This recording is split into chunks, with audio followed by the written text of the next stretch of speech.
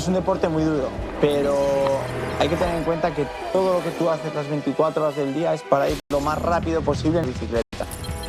Soy muy fuerte y peleo bastante. I thought it was okay. This is the Audi 7, just struggling. Again, coming back at pretty low speed, so it's a long way back. He pretty much pulled over at the start of the lap. Yeah, he was in at the S's, wasn't he? But yeah, So disappointing. is that Rob Bell finally getting it? He seems to have been in this car a long time, so I guess he's switching over. Full service, new tyres, fuel tank done. So he's handed that car. He's brought that car up really well, up to third place now. They had dropped right down the order, but he's in with two new drivers, two rookies to Le Mans, so it was always going to be a difficult task for him. He's on his way again, though. Shiny Ferrari. Audi just, they must just wonder what they've got to do this year. Okay, so this is, as Peter was just saying, this is the 84 car. This is Frederick Sarthe, quadruple amputee, as you can see there. Anthony Davison tweeting earlier on that he's just got huge respect for what this guy is going out there and doing and achieving a lifetime's ambition of competing at Le Mans. And he was lowered into the car there, and he was then lifted out. Now, you might be wondering, how is he going to get out that car in that situation? His seat has got compressed air underneath it, so he presses a button or something if he's stuck, and it basically lifts him up, a bit like an ejector seat. This is the 40... Was that the 46 car? I think it was. Yeah, pits. They were our leaders, weren't they? Remember, because those first three were only 26 seconds apart. So he was the leader in that category. He's obviously dropped to second, and Menzies goes in. Will Stevens might get past him as well into the... I've got a feeling this is Will Stevens coming towards us. Yeah, it's right in front of us now. Yeah, this is Will Stevens, and Will Stevens could go up to second. Yep, again, pit stop strategy and everything like that. And the pit stop strategy and everything will change it around, and we're about to hit halfway. 12 hours and 5 seconds has been complete. We are on the verge of half distance of the 24 hours of Le Mans. We are now into the second half of the race. The 84th running of the Le Mans 24 hours. It's a 2016 edition. And from now on, you're heading home. It's a long way to go still, but you are kind of right. We've got this far. And that takes us to our halfway point of our stint here in the commentary box. 3 more hours of us, I'm afraid. Yeah, unfortunately for you lot listening, mainly in the States at the minute. There's a couple of Australians being on the Twitter and Instagram and everything like that. Twitter, not more Instagram. But I'm just thinking it's 3 o'clock in the morning in mainland Europe and 2 o'clock in the morning in the UK. So there is a lot of people still around the world tuning in and listening, which is brilliant. We are talking... we are going quite not off script, so to speak. We are answering questions that people want answering, which is, I think, is important. Well, this is the slot. This is the graveyard slot where we answer these questions, because obviously you can't see all that much out there, and nothing much is changing. Okay, we're getting the odd breakdowns from number 7. Fassler just broken down again. I'm going to say, I'm waiting for him to come into the pits. He hasn't even got round here yet. No. If you wonder how we split up the shifts within the two commentary teams, the Audi number 8 is waiting as well. That's Ollie Jarvis. Yeah. Currently out in that one. But sitting 2 laps down from the leader, Kobayashi. He didn't seem to have been out in that car for very long, But yeah, basically we split up the shifts. We've got 24 hours of racing, so we'll do, and we start half an hour before the start, and there's the Audi Is that the Audi? That's smoking coming out the back, isn't it? Yeah. But I don't know whether is that an Audi or not. It looked like it had a white bottom. I think it has is to be. a 7. Yeah, it's got to be. It is a 7. We basically have a 25-hour broadcast, half an hour before the start, half an hour after the finish, and we split it exactly down the middle. And 2 years ago, when I worked on Le Mans with Peter, we did this shift, the 12 midnight to 6 a.m. and we picked it again. And then Peter, just before we started broadcasting, once we decided what shifts were going, he goes, how come we've ended up with the same shift again? I said, because we picked it. So there was a bit of a calculation error there when we were picking our shifts. On the plus side, we should be quite tired by the time we get off air. So yeah, because I wasn't tired at midnight. Yeah. I was not tired at midnight. The Audi 8 is in. This is the one that's running okay. It's currently running in 4th place. Flash of the headlights. He's obviously spotted his pit man. And I asked you about that, didn't I, in the qualifying session. What do you do? It's quite quiet in the pit lane right at this minute, but how do you know exactly when to turn in, and particularly when it's busy? And that is the trickiest time when it is busy. But you've kind of recorded a few visual kind of reference points that you can refer back to when it is busy.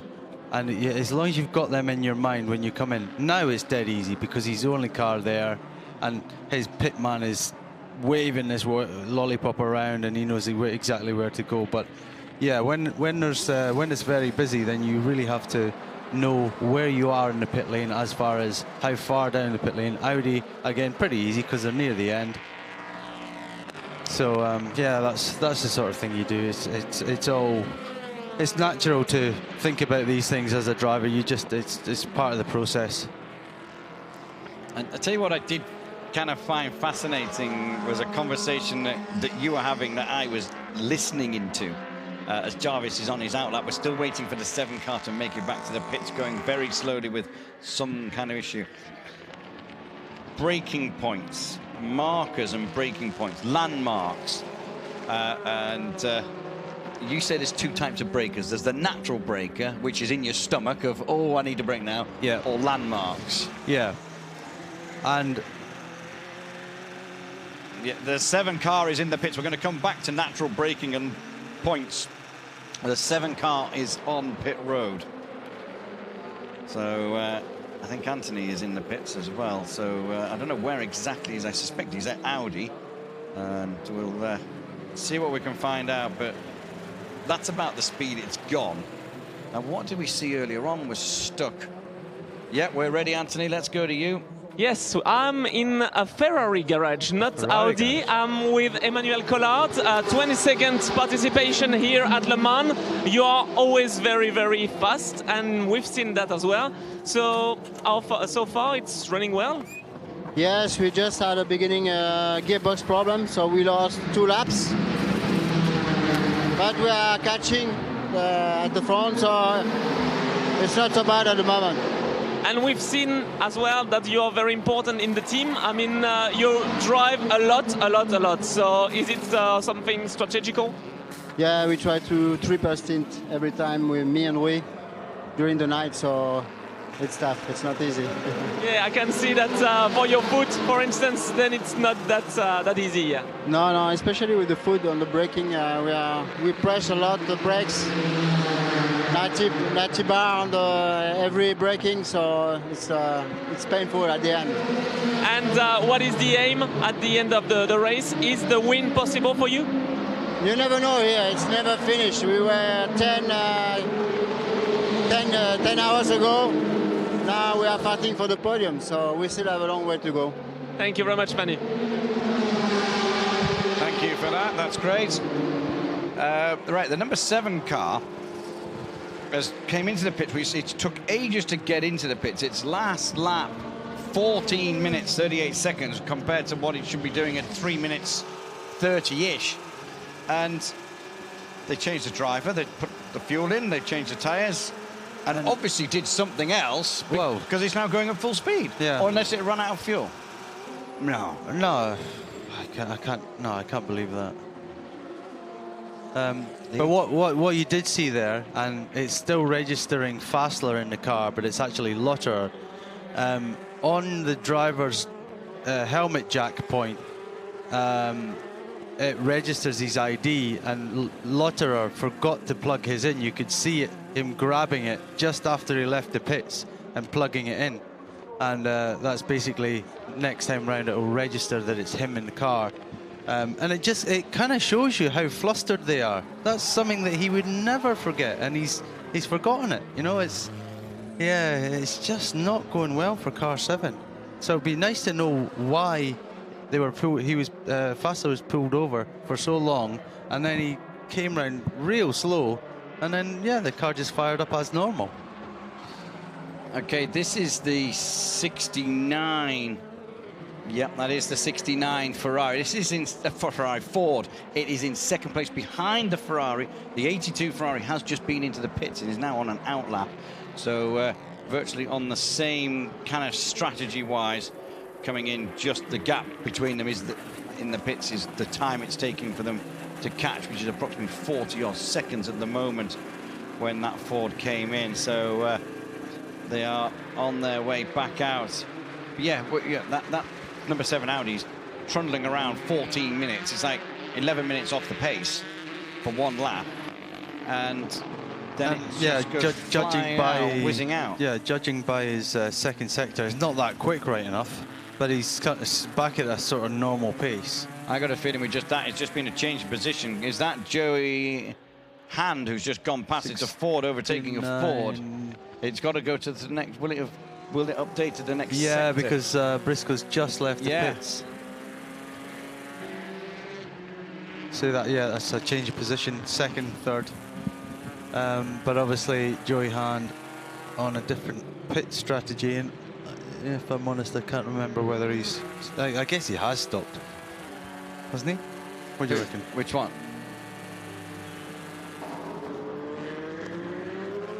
Yeah, we know that the 69 pitted. Joey Hand must be pitting at some point. What right, yes, and Stefan Muka is currently in the pits, so he's pitting from 6th place. That's the car that had the slight issue with the number, wasn't it? The number, yeah. What I don't understand, Audi number 7 have just tweeted, fuel, new tyres, back out, and back without going into the garage. So they managed to fix something on that car that they can do in pit road. Yeah, it could just be a reset or something. Plug in the computer, reset, and go. So that's it. So it is Kobayashi. Just to look at the front of the field, Kobayashi leading, Roman Dumas in second, Anthony Davidson in third, Ollie Jarvis in fourth. Then it's the rebellion of Krennerhammer is in 5th place with the 7 Audi in 6th. Right, got some more tweets come in. Watching from Philadelphia, do you think the BOP adjustment, the last minute, and the last minute refusal hurt Corvette's pace this year? Well, Peter's more au fait with BOP, balance of performance, etc. But it does seem, if we're totally honest with you, that Corvette have just got a break. Yeah, and it's still not worked. And it's still not enough. Whereas, we talked about the Aston, they got the same break. And, okay, they're not. Sorensen in the Aston is not on the pace of the 3 cars ahead. But he is still 4th. So, Chevy are coming back. As Ricky Taylor was talking about, they're running their own race. They're not worried about anyone else, which is the right thing to do. We're halfway through. Anything can happen up the front. And it's not always the quickest team that win it. It's the ones that survive. They do the right job as drivers. They're reliable and experienced around the track. And those Corvette guys are, and winners last year with Ollie Gavin. So, no, certainly not over. But impressive from Ferrari, taking the fight to Ford. Lap time wise, Malicelli's been doing a good job.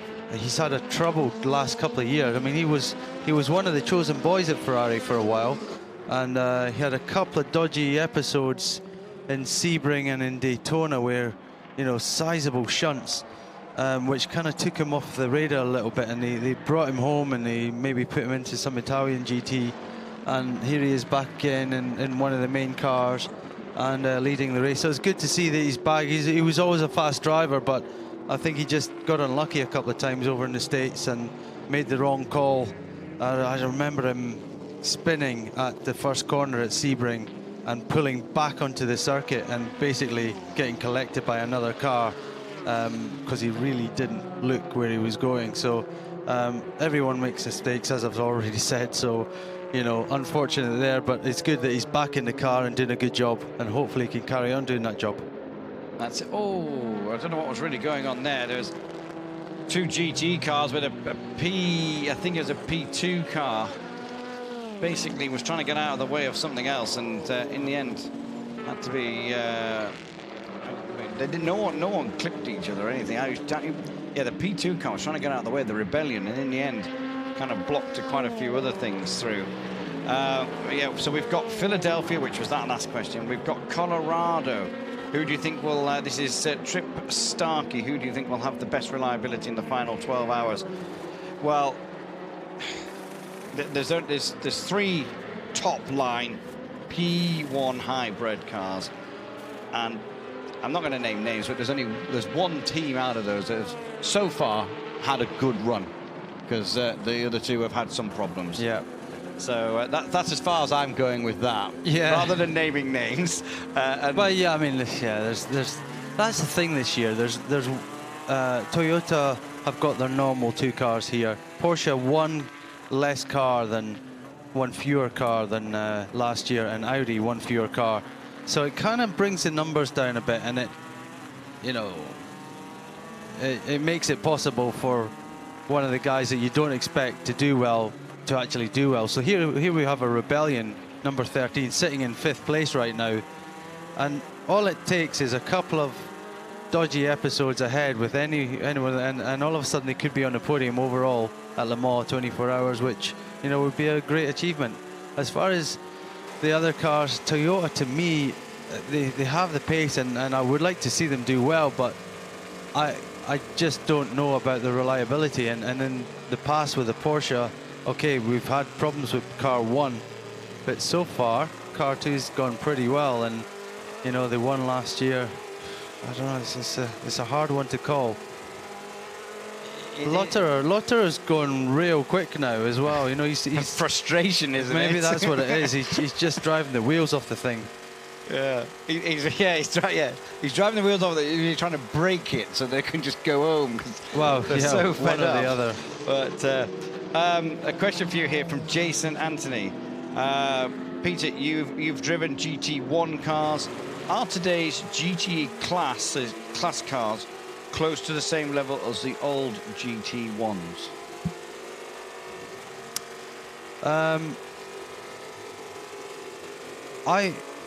Again, if we go back, I'm sure I saw someone mention that actually. The pace of the sort of 2008 GT1 cars around here were similar to what they're doing now in GTE. So yeah, technology has brought them forward. You know, these new Fords and Ferraris, they're blinding bits of kit. They're totally designed for the new regulations. They've done a fantastic job. In fact, such a good job that they've had to peg them back because Corvette, Aston and Porsche can't keep up. So they've had to level them off with the BOP. So yeah, these new ones are good, but I mean, there's been different. GT1 as a class has changed so many times over the years. You mean those Porsches from back in '98 that won here, they were GT1 cars. So, you know, the class itself has changed. Then GT1 came as a world championship in 2010. I was driving in Nissan then. We still had sequential gearbox, no paddle shifts. We had no ABS, no traction control. And those Nissan GTRs were fantastic to drive, 2010, 2011. But then they killed themselves because, again, it was costing too much money. And GTE has reigned supreme at Le Mans. and then there's GT3 happening pretty much everywhere else in the world. So yeah, I think there still is a place for both, but you know, I can see the future maybe being GT3 cars more rather than GTE cars. Right, I mean, we're getting loads of this. We're getting loads of stuff in, which is great because people obviously are watching us, which is really important, and people obviously, well, hopefully enjoying it, but getting some answers to questions that they want.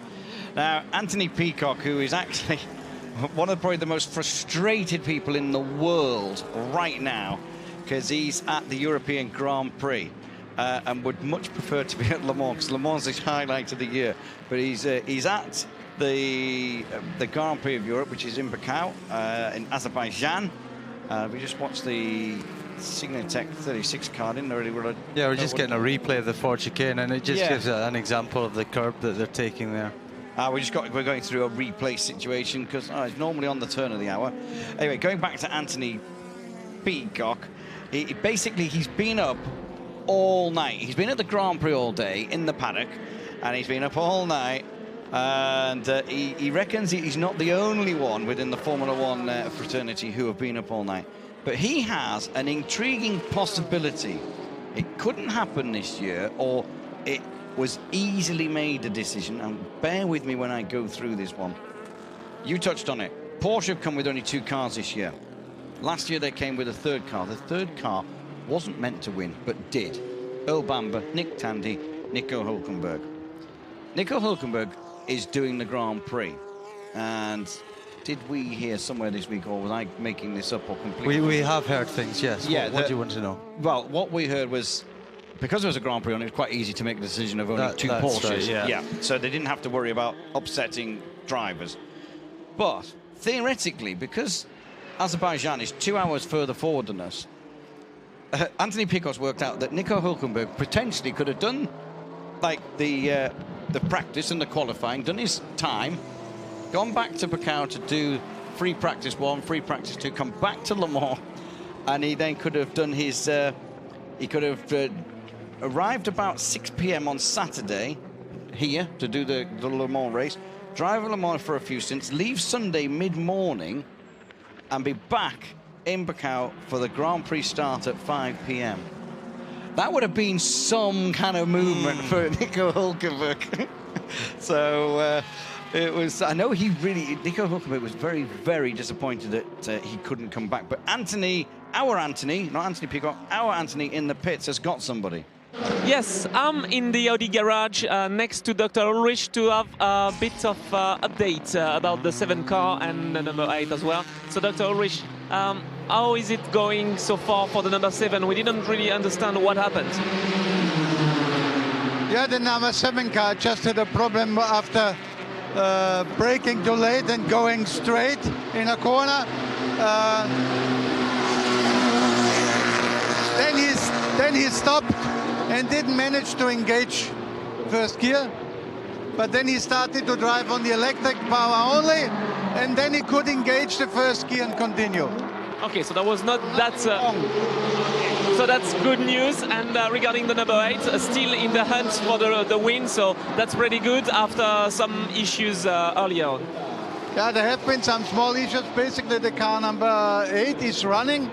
We have been struggling a little bit with the speed when the temperatures went down. But I think we will improve if the day is coming back.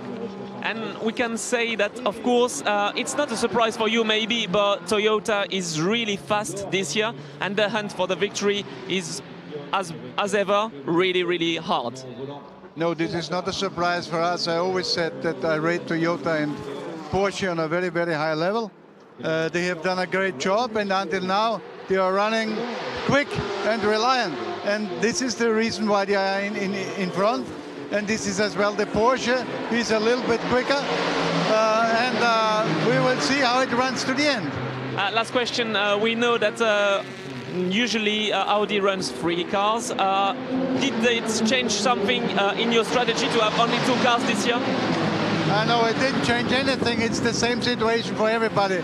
Everybody has 2 cars. Thank you very much. Thank you for that, Anthony.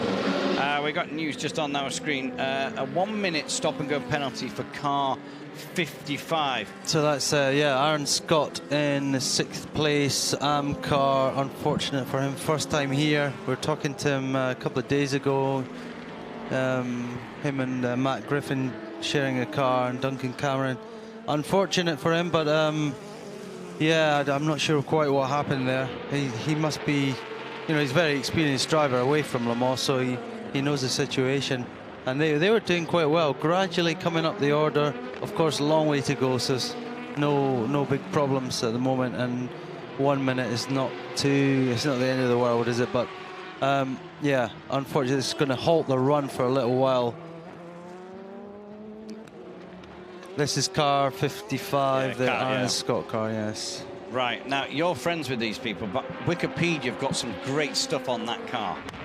Wikipedia's got some great stuff. The Duncan Cameron, according to Wikipedia, I've studied it, but I'm going to blame Wikipedia if it's wrong. He had a 47%. Oh, one second. Let's just look at that. That was a position change. That was Townsend Bell just going by the Porsche of 88 Al Quabesi. So position change. First place to Townsend Bell now in the GT Am. So first time Ferrari's been in the lead of this race, isn't it? I mean, Porsche's been up there the whole time, it seems. Yeah. So Ferrari now up in there. Ferrari now leading both GTE categories, which is in the round 1 and 2 of the championship has been a regular thing, but this weekend hasn't. So Ferrari's first in both categories there. Going back to the 55 car, Duncan Cameron. If Wikipedia's wrong, I do apologise. He had a 47% stake in moneysupermarket.com, which he sold in 2007 for 162 million pounds. Wow. Describes himself as a bloke with kids who likes to race. Well, with that kind of money, you can race. Aaron Scott, he is a racing driver coach. His ambition has always been to race at the 24 Hours of Le Mans. So he's achieving one of his lifetime ambitions. Excellent. And I've got another bit of knowledge. His father is one of the clerks of the course in British racing. And yeah, in fact, I've raced under his father at times as well. Keeping an eye on you. Yeah. And his sister, 3 years ago, did the television job for us down in the pit. She did all the interviewing. Gemma Scott. Okay. There you go. 2 years ago, was she the lady who drove us back to the airport? Yes, and she drove us to the airport. She drove us to the airport, right. And we made it. We made our flight. Well, I had a bit more time than you guys. You just ran like the wind to get there. The 36 car, that is our leader in P2. That is into the pits. Just one more. Gustafo's been in that car a long time, ages. Yeah, I think we've seen same tires, same driver, surely. When it gets ready, so Mark Lieb getting ready now. He will step aboard the number 2 Porsche, which is 48 seconds away. Well, has been catching. That last lap, he's lost a little bit of time, but it's been gradually reeling in Kobayashi. To finish off with this, and Matt Griffin, obviously you know quite well, the only Irishman to stand on the podium at Le Mans. Obviously, a podium as in not just the main podium, but obviously each category gets to stand on the podium. So the only Irishman to stand on the podium there. But yeah, this is the 5 car. This is Davison in the pits now. So we've got a round of pit stops going on. But yeah, Dumas was starting to, well, he kind of for a while has been clawing a little bit of time back on Kobayashi, but Kobayashi does seem very, very strong. So, well, the Toyotas do seem very strong. I don't know why, but at night, I mean, there is very busy sections of the track where there's a lot of cars around, but bearing in mind, there is only, when I go down my list, still, bearing in mind, ladies and gentlemen, we are, let's just see, we are nearly 12 and a half hours into this race, and we've got 4 cars with S's against their name, basically meaning stopped. So still 56 running. It's quite staggering, 12 and a half hours in. That is impressive. That's very, very unusual. Considering that rain at the start, I mean, we've had nice weather since then, and it's rubbered the track up. So we've got another stop-go penalty You know who for that is? 26. That's the G-Drive car. That was the car that was in, when I flicked my results back, that's the car that was in second place, I think, or third place in P.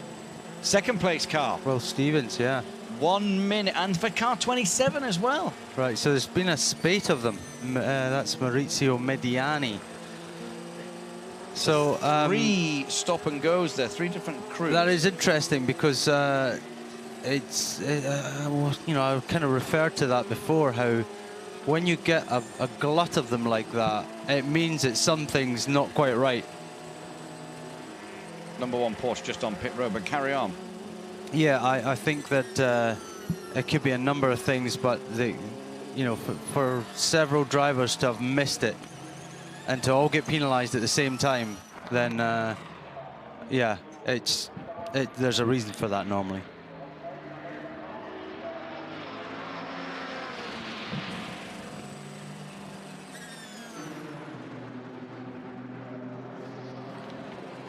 Okay, just getting news from Anthony in the pits. The 84 car has a clutch problem. Smoking brakes from number 1 as well. Tell you what, I can't even remember who's in this one car now. Hartley. Right, yeah, remember he had issues. I didn't know whether and, it was so long ago when he first got in that car. He had a lot hanging around, and then he had to go out and do his whatever triple or quadruple stint. Brendan Hartley got into that car. We went and had dinner when we finished at 9. Mm-hmm. We then went down into the paddock, had a bit of a look around the paddock, came back. I sat on this crate outside the commentary box and watched the cars for a bit. Yeah. And then I went into the TV truck to watch all the monitors. Brendan Hartley got in his car then.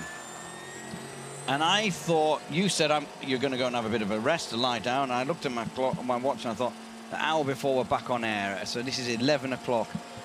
And I thought, right, just when it gets to 11 o'clock, I'm going to go to my caravan and have a bit of a rest. And that was when Brendan came back into the pits. Was just around the 11 o'clock mark. It's 3:30 now. He's hardly done any laps, but he's been in and out of that car. Yeah. Apart from it, I bet he's starving. I bet he's starving. Yeah. Well, I don't know. He did have a couple of breaks. He had nearly an hour after one lap. I think he had like fish and chips or something. Well, I don't know, but yeah, I bet he's. God, and as you say, it must be so frustrating and so soul destroying, because anything can happen in motor racing, but.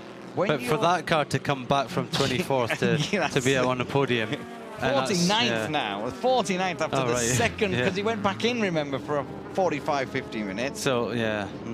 And as you say, it's... Still, at the end of the day, he's being paid to do a job. And his job is to drive that car as fast as he possibly can. And, you know, if he can somehow take away the fastest lap or something, that's the last thing he's got to hold on to.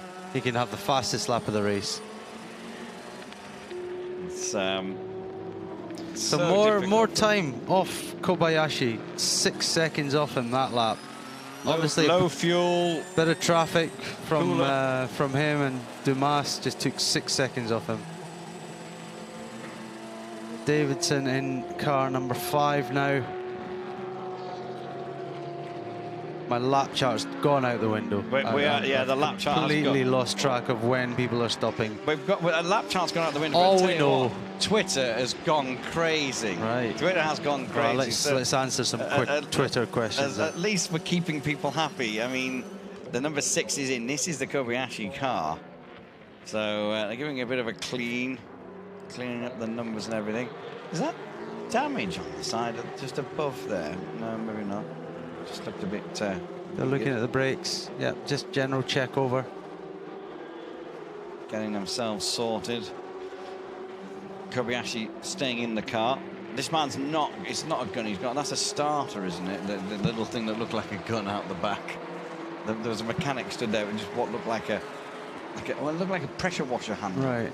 But I suspect it's the starter that you maybe put in the back if the car fails. But Dumas now in front. But he will be due a pit stop, but that's pure and simply because Kobayashi has been stopped. A Dumbrek_fan. Most of your listeners are from the US, so I think we have to have a shout hello to Tokyo So we're in Japan as well now. We're big in Japan. Excellent. We love Japan. Yeah, well, I'm not sure. I went to Japan 3 or 4 times. I did struggle in Japan. You what? I did struggle in Japan. I was so bad in Japan. Oh, you needed I don't do Tomoko fish. to show you around I Tokyo. don't do sushi or anything. I was so bad in Japan. I got better. Yeah, but I'm not a sushi eater. But you can eat. Man. You can eat pretty much anything there. It's a big city. You I can, did eat- and the food is tremendous. I ate McDonald's. Oh, That's all I did. The first 2 years I was there, I ate McDonald's. I did in the end. What is it? Teppanyaki, when you cook your own meat? teppanyaki. Yeah, I did that in the end. Do you mean when you boil your own meat or something. boiling? Yeah, it's teppanyaki. Yeah, I've done that. But that was a Or bad shabu shabu. Shabu-shabu. One of those. Yeah, shabu shabu. Tomoko, you don't need to answer that question. It's okay. Yeah. We've done that. We've done that. I've done Japan. Right, here we go. Teppanyaki is a Korean barbecue. That's the cooking the meat on the right. kind of grill. So it must be. That's my favourite. Yeah. Okay. Real I did it quick. in the boiling Bit of water. rice. That's That's what I had. shabu shabu, I think. Shabu shabu, right, okay. Well, we'll get an answer if we're wrong on that one as we continue. The gap between Dumas and Kobayashi is 26.5 seconds. This is the G-Drive car. This car has either served, it's a 1 minute penalty, so it probably can wait there, can't it, afterwards? Or not? No. Normally it has to come back in. separately, and this looks like, or is it waiting and they're allowed to clean the window? Well, no, they're putting fuel in as well, so Yeah, it so can't be no, it has to Yeah. come back then. Yeah. Here is, I don't know 100% the answer to this question. That's why you're in the commentary box with me, Peter. But the gentleman is right. I think it's Zach. Zach Buchan. Why do GT cars run yellow headlights? Also, can you do a shout out for the members of F1, Model F1 Shrubbit? Subreddit. Model F1 subreddit. Okay, right. Obviously he has pointed out, and if you're new to Le Mans, the P1 and the P2 cars have white headlights, which you can see right up the back of this Aston Martin. This is one of our Porsches. Now, when you go past, you can see yellow headlights, which is on the GTE cars. It's pure and simply, I believe, just to distinguish at high speed. Yeah. What is coming or what is not coming. And for many reasons, if there's a GT car behind you, you obviously they're not coming as quick as a P1 would be coming, and you want to know if the P1 is coming because there's been some massive crashes here in the past.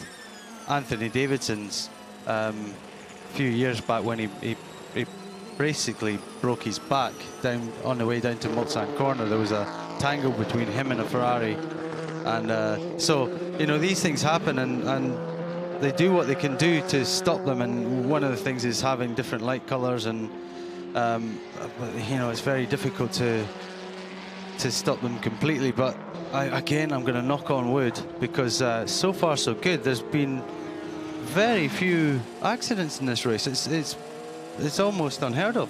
I'd say there's been the odd person into the gravel and things like that. Now, but again, going back to I've mentioned it quite a few times because I was out on the track yesterday morning. It seems like it was a week ago now, but driving around in the Aston Martin Vulcan, and the changes since I last drove here. So we got Danny Watts in the pits now from P5 and LMP2. There's so many areas now that are safer, bigger runoffs. Areas in the past that were very unforgiving, and if you got slightly offline and lost it, you're going to have a big shunt in the wall and your car would be written off. Nowadays, you can run wide, go in these gravel traps, the car doesn't hit the wall, you can get it dragged out and you can get back in the race. So, I mean, when I watched Le Mans as a little kid, most of the cars had yellow headlights because French road cars had yellow headlights. Yeah, true. So, and I don't know whether whether that's where some of, if we dig really deep far back, that it keeps a bit of a real French flavour into it, and also it's a great identification of two categories of car. But that is the main reason. It's so you can decipher who is coming up behind you. between the two categories of car, or the difference between P cars and GTE cars. Chris Stacey, yeah. Bet the 1 minute penalty is for the 55 car speeding in the slow zone. Knew it looked suspect. He did tweet in saying that he'd seen one of the cars going really, really quickly. Right, here's one. JC, man. Is it really difficult to get a hotel in the area during the race? Yes, prices go up. I tell you what, I don't know, one day someone will calculate what this race is worth to this area, well, and it's massive. We were talking to a team yesterday, £279 a night. Was it they were paying in their hotel? Or euros. Euros, sorry, euros. Yeah. €279 a night. And it's a minimum booking of 7 nights. You can't just book for 3, it's 7 nights. Yeah. And that's a team with 112. It was high, it was 190 or 190 people. It was Aston. It was Aston's. I wasn't going to say the name, but you did. So, but yeah, it's you know what I mean. It's a huge hotel bills. I've got a caravan in the TV compound. It's very nice. I like my caravan. But drivers, as Peter's touched on earlier, there is static caravans in the paddock that drivers can rent and things like that. Some drivers have their big old motorhomes. This is the leading car in the pits, the Dumas car. So Kobayashi will go back into the lead. It's a full service. It's a driver change. Mark Lee, we did see him standing around. Now he's leaned back in, and that is Dumas' seat. Obviously, Rowan Dumas.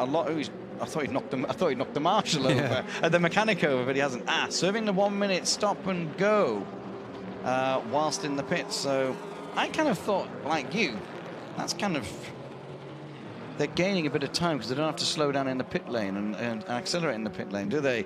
A second time. Again, I don't. You know, maybe if we went next door to speak to John Hindhoff, he would know. Okay, Anthony has some work as that number 2 car gets a full service. Let's go down to our pit lane reporter. You spoke about nationalities, and I want to give an update from a US team with Johannes van Overbeek in the Extreme Speed Motorsport team. So, Johannes, how is the race going so far in the P2 category for you? It's going well. The Paul Mitchell car is running well. Sadly, we're not in our normal Patron livery, but pretty smooth sailing at the moment. Luckily, the weather cleared up, and we had some setbacks for both cars early on, but we're trying to make our way forward. How is the car working? I mean, the Ligier, is it a good car to handle? It's a great car to drive, comfortable to drive. We're just really lacking some straight line speed to the Orcas, but anyhow, it's nice to drive, and more than halfway done, so just hopeful we can have a second half of the race that's safe and successful. Yeah, even if the start of the race was not that successful, as I said, are you proud to race here in Le Mans for a lot of years now? It's great to be here. It's great to be back. Special this year. My family's here, and now I gotta go. So. Okay, thank you, Johannes. Thank you. Thank you. Okay, you understood. So he had to prepare himself to drive. So Johannes van Overbeek is really happy to be here. But yeah, we won't have the end of the interview. That's okay. I think driving is far more important. So just to clarify, at the top of the leaderboard, it's just come up there on your screen.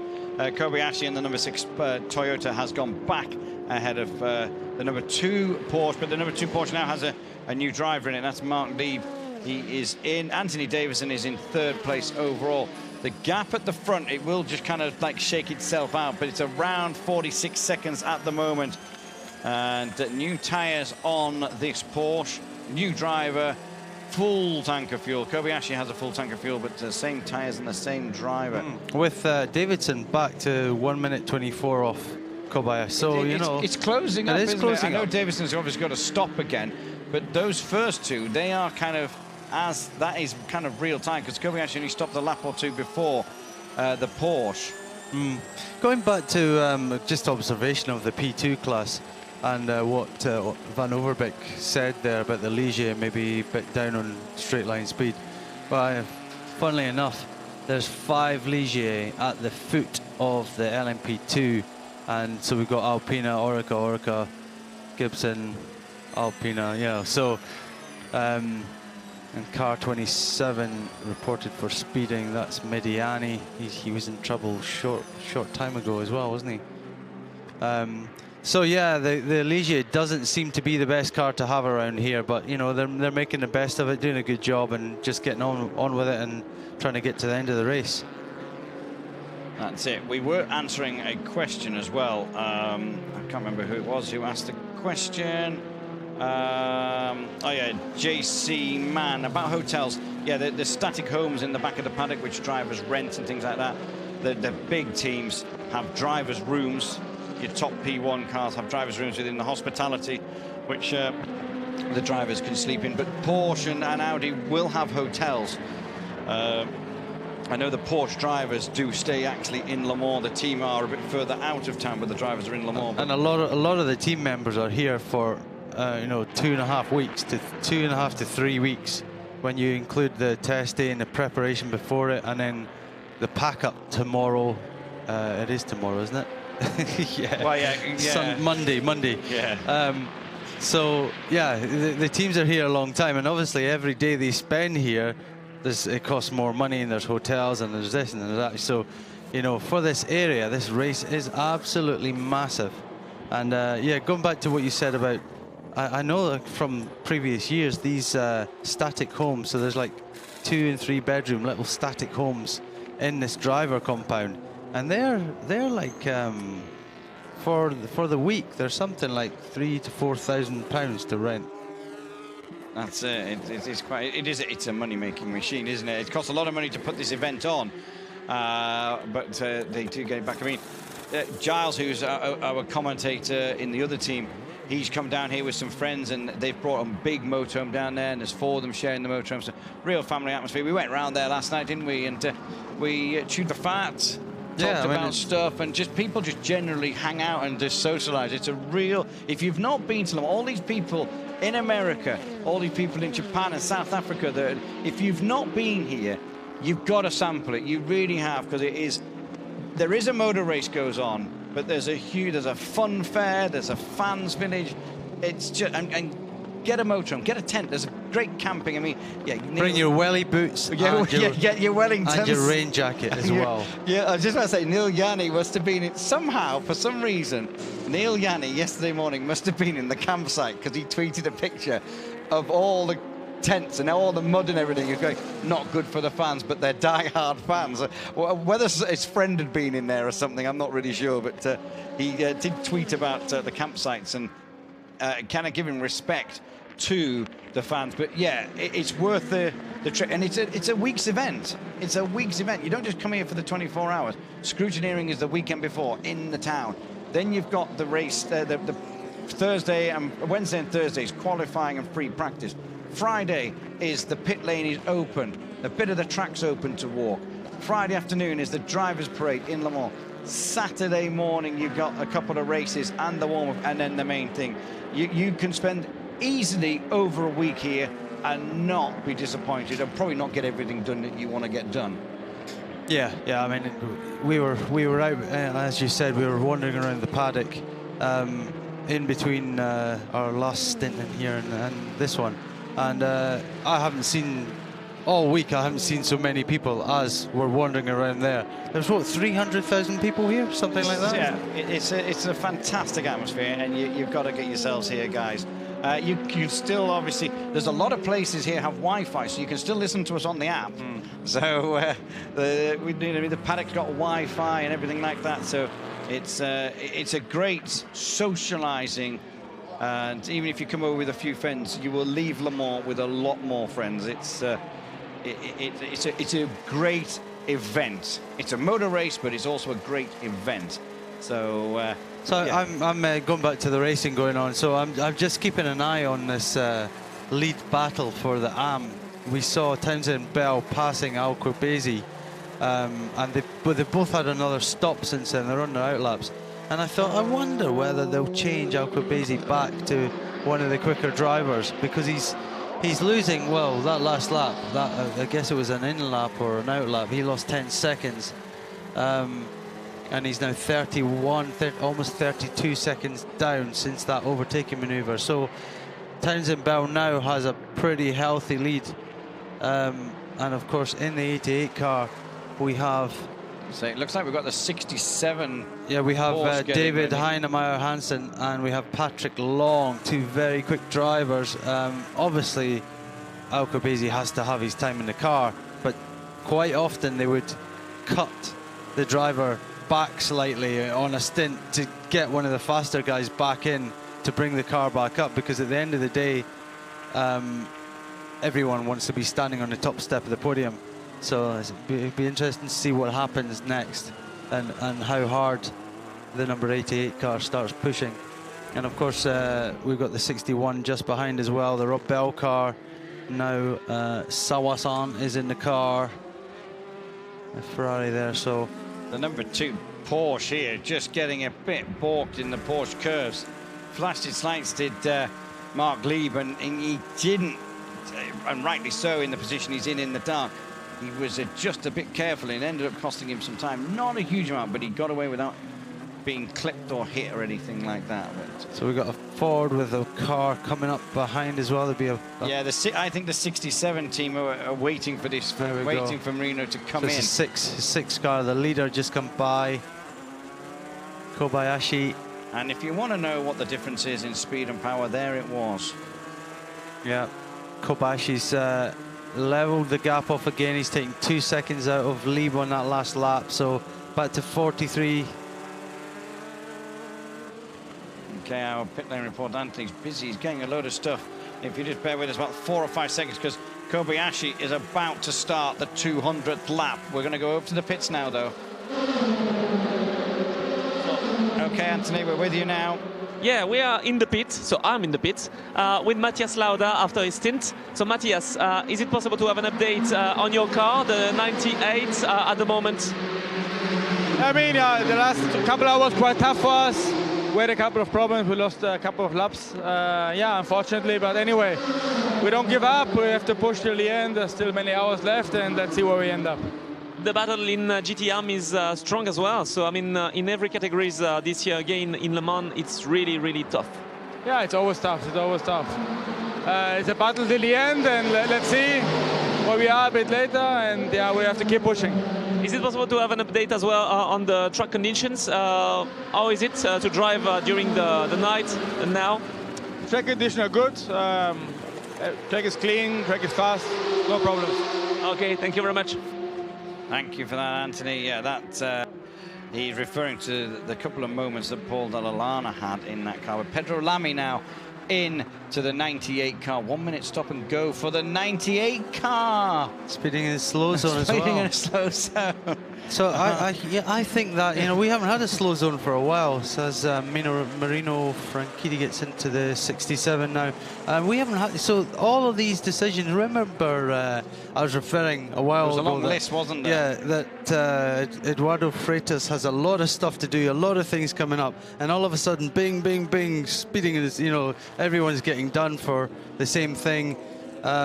Because all these decisions are finally getting made quite a bit after the actual infringement happened. So yeah, he's gradually getting on top of these things. We haven't heard from him for a while, have we? He was quite vocal early. Maybe he's having a wee nap or something. I think he must have gone to sleep, or he's got fed up of listening to us. Just for people wondering, yes, you are right, Matthias Lauda, son of Niki Lauda. It is quite obvious, but just some people might not know. They might think, oh, it just could be a coincidence, but no, it's not. The 7 Audi is in. This is probably going to be routine. So the 33 LMP2 car also getting a speeding slow zone. Yep, Lotter we saw leaving the pits. I love the gloves the mechanics have on. They don't have rags. They just got these big gloves. And they just clean the window away. So it's the 98 car. This is it here. Pedro Lamy on board. He's going to have to come in and serve a 1 minute stop and go. Race director, he's heard you. Information to the pit lane. Information to the pit lane. Decision number 38 from the stewards. Car 98. Stop and go 1 minute for overspeeding slow zone. Stop and go 1 minute for car 98 overspeeding slow zone. Okay, so that's answered that question. I must admit, I thought for a second there he was going to say, information for Peter, I am awake. Yeah, I was thinking that, yeah. Yeah. I was like, oh my God, he has been listening. For all we know, because we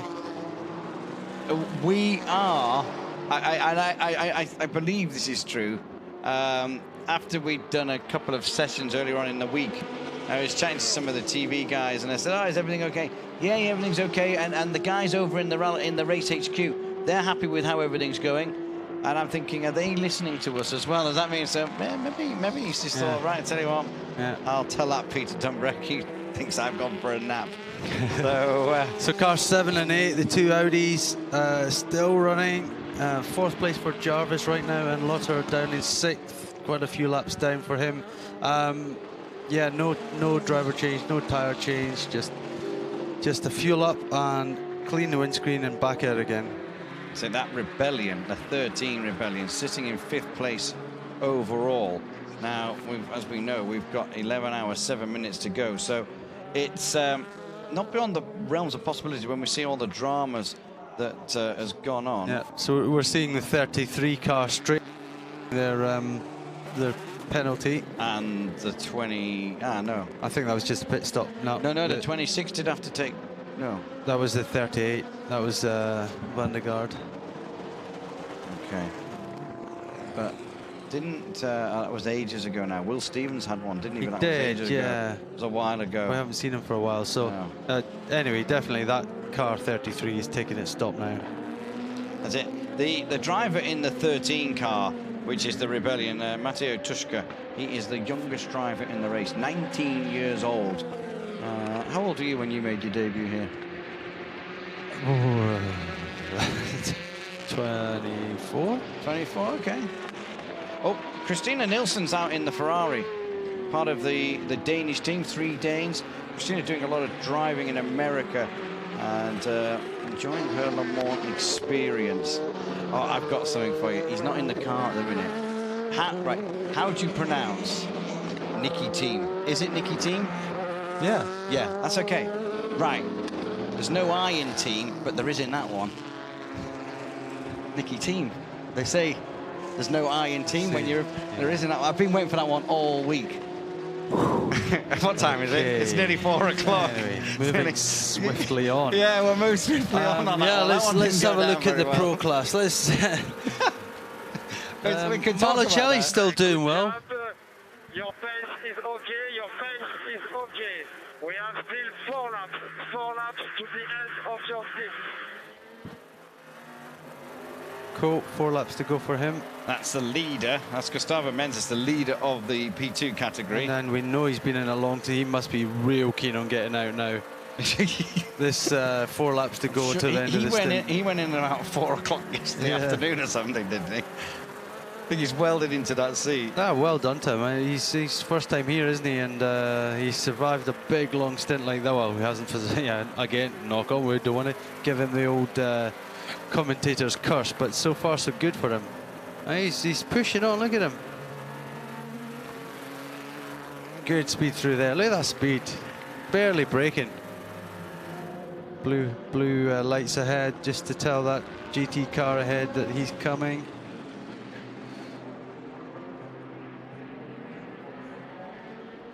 Right, so we got penalties being served by 98 right now. Pedro Lamy sitting in the pits, and number 50.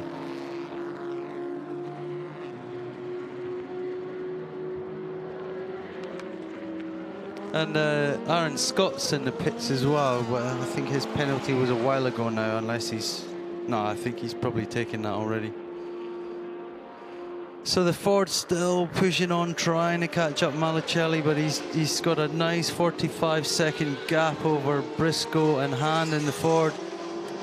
Sorensen in the Aston 95 is still in 4th place. Kind of status quo there, not much happening. Muka probably the one just edging closer to Taylor in the Chevy.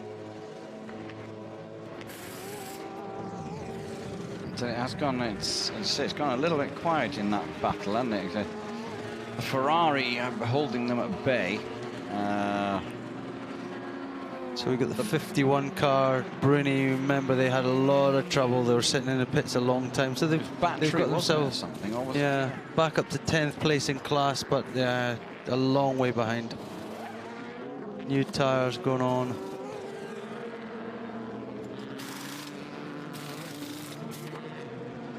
Hugely successful driver. He'll be disappointed and probably a little bit frustrated. Townsend Bell at the front. Yeah, won at least. Yeah, he's won here a few times. He's won the World Championship a couple of times. As you pointed out there a little while ago, when there was that lead change in the AM category, Ferrari's first in both categories. The gap